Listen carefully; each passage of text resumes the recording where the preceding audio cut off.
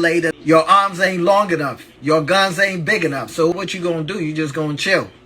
You know what I'm saying? I'm talking crypto in a whole different light. I'm trying to make you digest this shit in a very realistic way. You understand? A lot of people hear crypto and it's like, some obscure, deep shit. There ain't shit deep about this. There's nothing deep. You get what I'm saying? It's nothing deep. It's a market. A market is a market. Gold, bond, futures, commodities, forex, options. It doesn't matter, right? Markets are markets. You're looking at charts. You're looking at opportunities.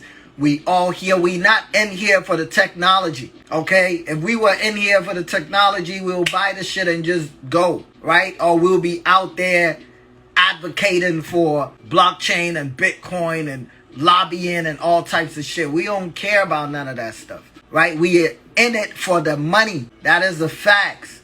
Been had Qcoin downloaded, finna throw a couple of hands. Do your thing. Don't waste no time, because time ain't gonna wait for you. You know what I mean? As you wait, market is getting ready to pop off. It's gonna go. This week is gonna get exciting. Next week is gonna be good. The third week, Thanksgiving, is gonna be stupid. Watch, it's gonna be stupid.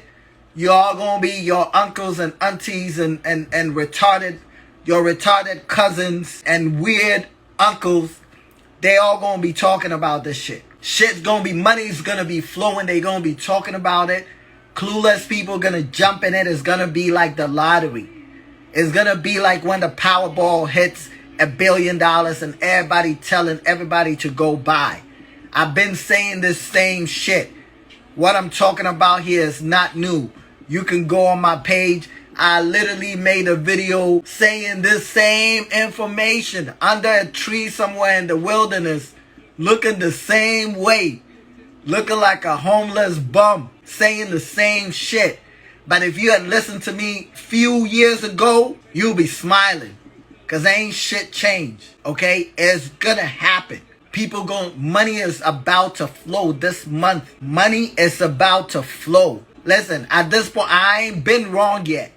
I haven't been wrong yet. My entries and timing and, you know what I'm saying, as far as precision, sometimes is off, but I ain't been wrong yet. Sometimes I get shook a little bit. When you got tons of money on the line, sometimes I'm like, you know what I'm saying, it's natural. You're playing with money. We all emotional people. I'm the least emotional person you will ever meet. Like, facts, I'm very unemotional. I don't even like humans. In real life, anybody that knows me in real life, I don't even like people. I keep to myself. But I understand there's something that I can put out there that can make a difference in somebody's life and somebody's thinking and somebody's approach and how they're going to move in the next 2-3 years. Because of information is powerful. I can sit on it for years. I've been throwing out free game. Could have been charging tens of thousands of dollars. Because I would have paid millions of dollars if I knew what I know. I would have paid myself. I would have sold everything and gave it to me if I had that information that I'm giving y'all. Emotions is good, right? It helps you to navigate in this cold world. But it has its place. When you take it too far away, it becomes a problem, you know? And in this life, there's a thin line between love and hate. There's a very thin line between wealth and poverty. It's really thin. That shit can flip like that anytime. What makes you happy will be the same thing that makes you sad, okay? Everything I'm talking, sometimes it sounds like it's off the subject, but it all ties in. I want y'all to get a deeper level. Get in deeper. There's a thin line between love and hate. It's very thin. The same thing that makes you happy is going to bring you pain. You see people get married. One day they are happy. The next day the same person that made you happy is going to make you sad. Now you hate your life. You calling her a bitch. She's calling you a dickhead or fuck nigga or whatever. But years ago, months ago, it's the love of my life. Same thing with money.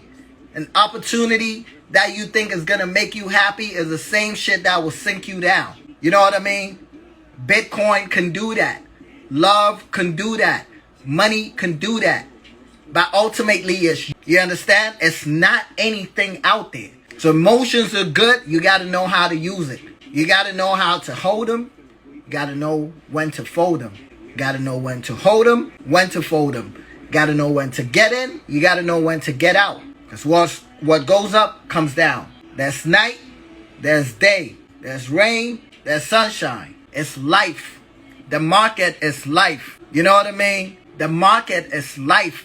I want you to change the way you look at the market. It's not like something that's out there that's like a scary thing. You have to personalize it. It's a reflection of what we do every day. Yeah, like I feel like I'm doing it because shit, I don't know a whole bunch of people. Like it may be like one or two people on here that I know in real life. Like I don't have to do that. But I want somebody to unlearn the foolishness that you've been programmed with your whole life, so you can change your mindset, so you can go from working for money to the money working for you. You have to switch the script, and crypto can do that, right? Crypto can do that. It might not accomplish it in a day or two or in a month, but once you understand the power, once you understand the power of it, right? You realize that this shit here, right? You realize this thing here, right? This $5, right? $15, $16, $17, right? Wait, I can't count. $5, $10, $11, $12. You saw what I did there? I said 5, 10, 15, 17, right? It seemed like it was a mistake. It's not a mistake. Because in a few years, your $17 is going to be worth 5. In a few years, when you save your money in this shit is nothing, right? This is nothing. It's paper. There's no difference between, real talk, what's the difference between this? Because there's a picture of a dead white man on it. What is the fucking difference between this paper and this paper? What makes this paper valuable and this is not? The painting on it, it's nothing. It's paper, okay? This is tattoos. This is somebody with tattoos. This is somebody who doesn't have tattoos. They all got a skin. They're all humans. There's no difference, right? The value of somebody with tattoos is not less valuable, and somebody without tattoos is not more valuable. It's just expression. The underlying thing is the same. This shit is paper. It's worth nothing. This is worth nothing. This came from a tree. So why you chase this, right? Meanwhile, this whole thing in a few years is going to be worth less than what it is today. It's going to be less. You are working hard for something that it keeps going down due to inflation, right? Due to inflation. Every year you're talking about a good 2.5%. The value keeps going down and keeps going down because they can get up and print any amount they want. Last year during the corona thing, they printed like 70% of the entire money in circulation. I think 25% was printed last year. And then you wonder why the value keeps going down, because they have the power to print as much as they want, but we still chase it. And then the crazy thing is, you work hard for it, you sacrifice your time, your life for it, and then instead of flipping it, right, you take it and then you park it in a bank account, right? In a bank account that is giving you a return of 0.05%. What do you think the bankers do? How do you think the bank makes so much money? Where do you think the money comes from? If, let's be realistic, right? If you put in your cash, that is very, at the end of the year, your money is in a savings account. Naturally, it's affected by inflation, but I'm going to give you 0.5%. Where is the money coming from? Even though it's little, where is the money coming from?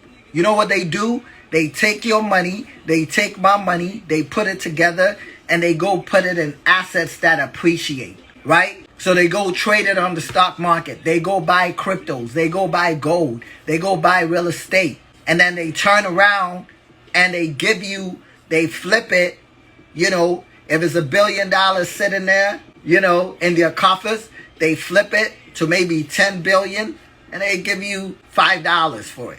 Meanwhile, there's something new, listen, there hasn't been any time in your existence, in my existence, in your fathers and mothers' existence, in their fathers and mothers' existence, in their great-grandfathers and mothers' existence, has there been any time where there's a new currency that has happened right before our eyes? It's never happened.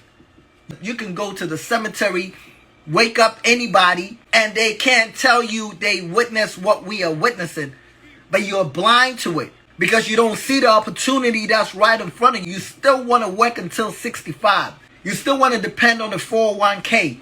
You still want to wait until you're 70 and you can't do shit. Meanwhile, there's a transfer of wealth literally right in front of us. Literally right in front of us. Do you know how difficult it was to trade and make money a few years ago, a few decades ago? Do you know what your great-grandfathers would do to live in our time? This is the best time ever. This is the best time to be alive. The best time ever. But we still find a way to complain. We still find a way to complain. Life has never been this easy. Period. I don't care what you say. I don't care what your personal situation is. I'm talking collectively. There's never been a time where information is so easily accessible. That you have Wall fucking Street in the palms of your hands. When kids can make money, they don't have to wait until they're 13 to go apply for a job at Walmart. That anybody, regardless of your creed, regardless of your color, regardless of your educational background, wherever you came from, it doesn't matter. You can be from El Salvador, right? From freaking Ghana, Nigeria, Ethiopia, America, Afghanistan, Russia. It doesn't matter. Everybody got one of these. People in the slums of India got this. Slums of Ghana got this. Almost everybody got a cell phone. Do you understand what that means? Do you know how many people, how many billions of people in the world are unbanked?